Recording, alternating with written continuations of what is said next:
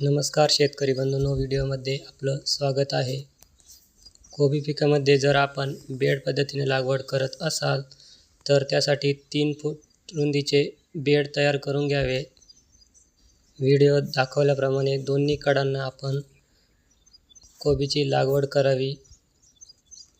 ही पद्धत ड्रीपसाठी पण उपयुक्त आहे आणि पाटपाण्याद्वारे सुद्धा आपण ही कोबी लावू शकतो. 2 झाडांमधील अंतर हे 1 फूट असावे आणि 2 ओळींमधील अंतर हे 1.5 फूट असावे.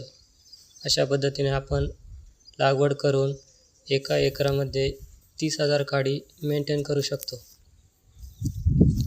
अशा पद्धतीने लागवड केल्यास कंदाचा आकार चांगला होतो.